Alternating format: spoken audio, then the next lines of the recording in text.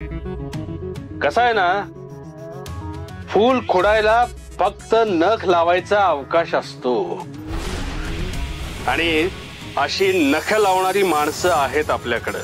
हे बघा, ती जर जमीन सरळ मिळत असेल तर ठीक आहे, नाहीतर मला नख लावायला लागेल।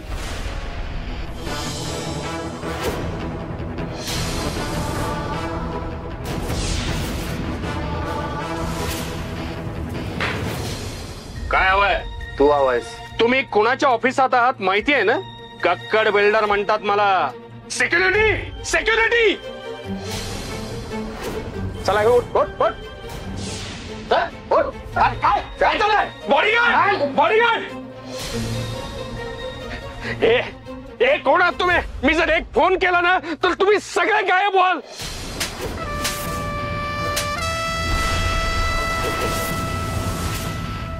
हे बघा, मी पोलिसांना सांगेन, पोलिसांना।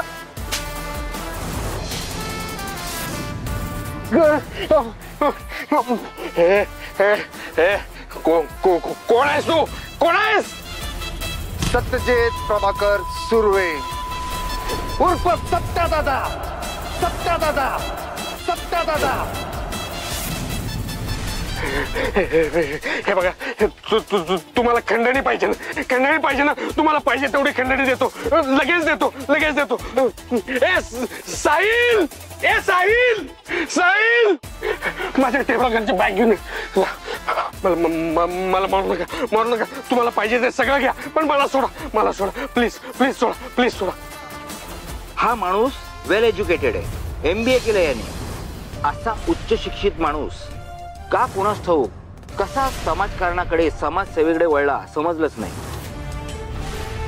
कित्येक वर्ष हा तात्यासाहेबांचा अगदी जवळचा खास होता।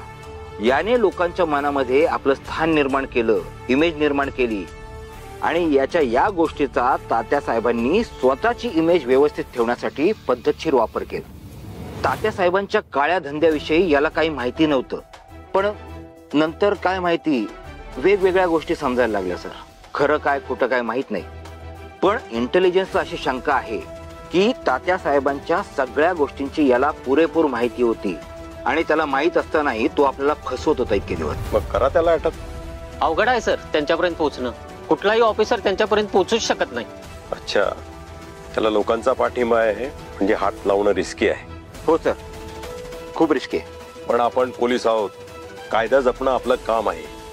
लोकांची मनं जपणं, त्यांना घाबरणं हे नाही। असा कोणी नाही का जो त्याला बेड्या ठोकेन? आहे सर, एक ऑफिसर आहे